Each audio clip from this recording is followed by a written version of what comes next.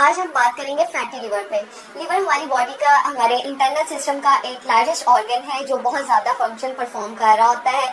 इसके main functions की अगर बात की जाए तो इसका मेन फंक्शन जो है उनमें मेटाबॉलिज्म आ जाता है, सिंथेसिस आ जाता है और स्टोरेज करता है फैट को, ग्लाइकोजन को, और डिटॉक्सिफिकेशन कर रहा होता है बैक्टीरिया से और दूसरे टॉक्सिन्स से। हमारे ब्लड को प्योरीफाई करता है, हमारी बॉडी में मौजूद दूसरे ऑर्गन्स को भी ये प्योरीफाई कर रहा होता है। जो खुराक हम खाते हैं जो कि कार्बोहाइड्रेट, प्रोटीन, फैट्स पर मुश्तमिल होती है, वो खुराक में से जो कुछ हमारी बॉडी को चाहिए होता है वो बॉडी यूटिलाइज कर लेती है और जो एक्स्ट्रा बच जाता है वो लिवर में स्टोर हो जाता है। अब ये जो स्टोरेज होता है ये फैट की सूरत में हमारे लिवर के पास जाके जमा हो जाता है और जब एक्स्ट्रा इसकी अमाउंट होती है, जब एक्स्ट्रा फैट लिवर के पास आता है तो यहाँ पर लिवर के ऊपर फैट की एक लेयर जम जाती है जिसको हम फैटी लिवर कहते हैं। ये फर्स्ट कंडीशन होती है जिसमें लिवर जो होता है वो खराबी की तरफ जा रहा होता है। दूसरी कंडीशन में ऐसा होता है कि जब फैट बहुत ज्यादा चढ़ जाती है लिवर के ऊपर तो वहाँ पे इन्फ्लेमेशन, सूजन आ जाती है और फिर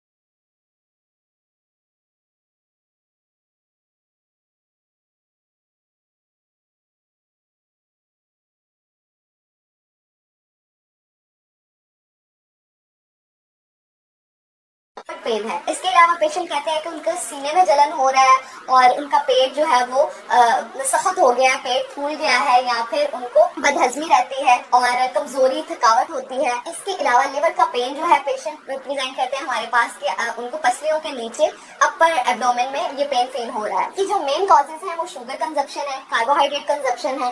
कार्बोहाइड्रेट हर उस चीज में पाया जाता है जो मैदे या मैदे से बनी हुई चीजें हैं, जैसे कि ब्रेड है, केक है, हमारे पास बिस्किट्स वगैरह हैं, समोसे हैं। ये सब चीजों में मैदे का इस्तेमाल होता है। जो बेकरी के आइटम्स है इनमें भी मैदा इस्तेमाल होता है, तो ये शुगर की ही एक किस्म है।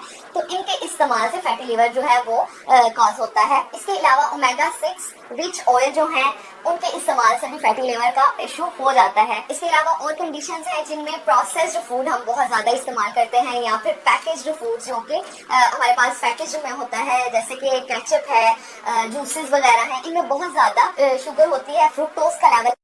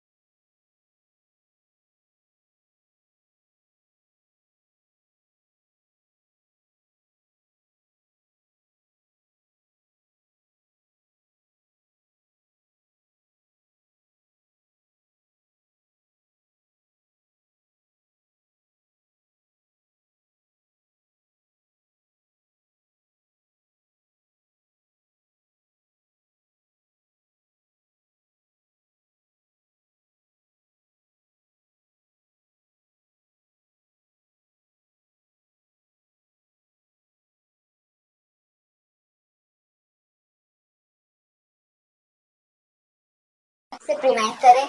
अनसेचुरेटेड फैट जैसे कि हमारे पास जैतून का तेल है, हमारे पास कैनोला ऑयल है, ये इस्तेमाल कर सकते हैं। आपने जैतून का तेल जो है वो एक्स्ट्रा वर्जिन ही इस्तेमाल करना है, वही लिवर के लिए अच्छा है। फर्स्ट होम रेमेडी की तरफ देखा जाए तो सबसे पहले हमारे पास जो बेस्ट ऑप्शन है वो है फास्टिंग का। फास्टिंग में इंटरमिटेंट फास्टिंग भी आ जाती है, पीरियोडिक फास्टिंग भी आ जाती है। जो इंटरमिटेंट फास्टिंग है इसमें हमने 16 आवर्स तक हमने खाना पीना नहीं होता, सिर्फ हम 0 कैलोरी इनटेक कर सकते हैं हैं, जैसे कि पानी का इस्तेमाल कर सकते हैं, कॉफी या फिर ग्रीन टी इस्तेमाल कर सकते हैं बगैर शुगर के। इसका मतलब ये है कि फास्टिंग जो है हमारा ऑटोफेजी का जो मैकेनिज्म हमारी बॉडी में ऑलरेडी चल रहा है उसको बूस्ट अप करेगी। ऑटोफेजी में होता ये है कि हमारे सेल्स की रीजनरेशन होती है, हमारे जो लिवर है वो हीलिंग की तरफ जा रहा होता है और फास्टिंग इस प्रोसेस को बूस्ट करती है। इसके अलावा एक्सरसाइज और अच्छी स्लीप लेना भी इसको बूस्ट करता है। अगर हर्बल रेमेडी की बात की जाए तो इसमें मिल्क थिसल जो है वो बहुत इफेक्टिव है वो लिवर के लिए। उसमें हम करते ये हैं कि